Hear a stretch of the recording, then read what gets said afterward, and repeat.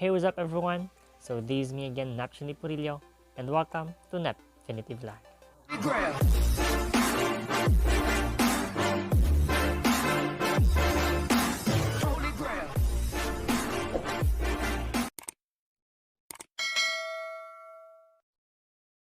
So for today's video, dahil busy na naman sa schoolworks and of course, start na ng second semester namin, I decided to have this short unboxing video of my magnetic cable and pins, 3-in-1 pins that I ordered online to Wellness Depot Philippines.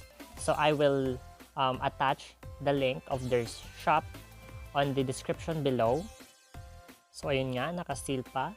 So I ordered last January 24 on the Wellness Depot and it arrived kahapon lang. So here is it. So dahil cable lang and the 3-in-1 pin lang yung in-order ko, of course, medyo maliit na siya. But of course, it is well packed.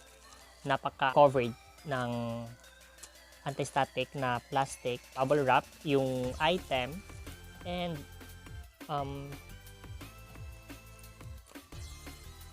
nahandle naman siya mabuti ng courier. Okay, yan.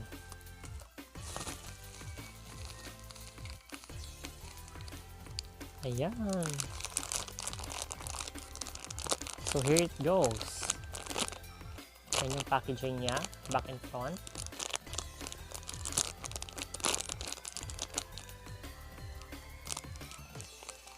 Okay. So here is our magnetic cable. Set aside the pin. Okay, so here is our magnetic cable.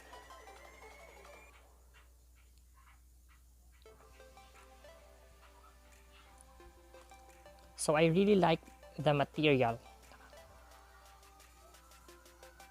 I really like the material ng wire. Dahil hindi siya, yung insulation niya is hindi lang typical na rubberized. Kundi parang cloth-like. May mga fiber siya. I don't know if makikita sa camera. Ayan, basta. And here is the magnetic part. Ayan. Ayan.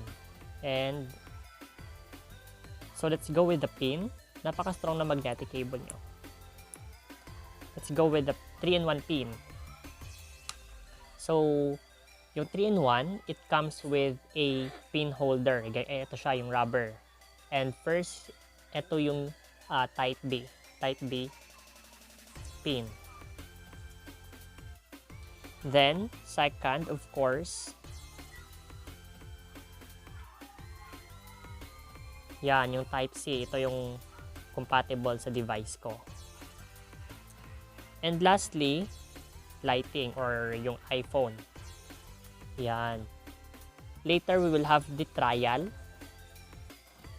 para ipakita ko kung gaano ka-strong and of course, durable yung item and yung material.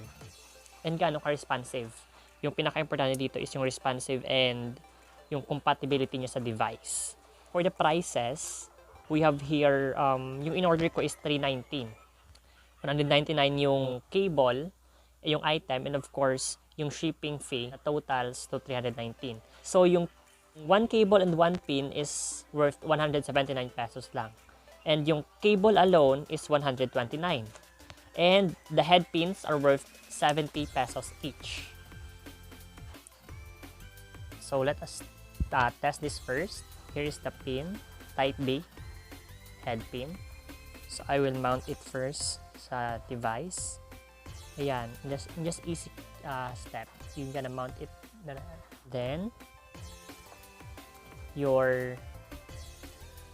sumama. Napakalakas ng magnetic current niya. Ayan. And, dito is ayan. So, it's charging.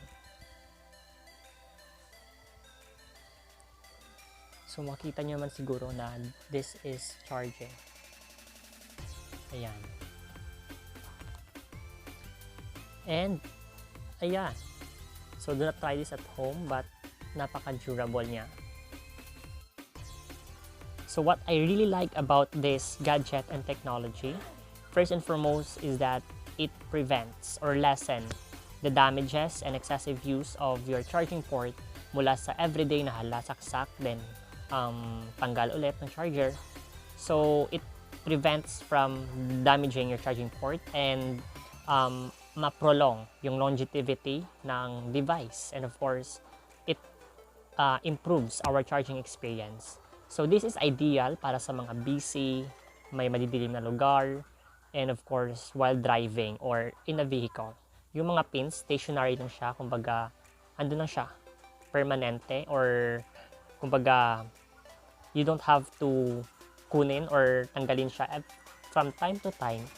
And while naka-mount na siya doon, all you need to do is to let this cable be magnetized. Ayan, para maka-charge siya. So while driving or while in a vehicle, yung isang kamay mo is unavailable. So you don't really need to stack it sa charging port mo with the help of this magnetic charger. So napapadali.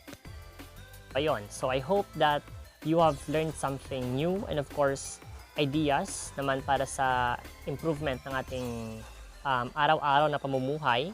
And of course, don't forget to click that red subscribe button and ring that notification bell para updated ka sa mga bagong videos and entertaining and of course informative videos only here at Definitive Vlog. So that would be all. Thank you and all the best.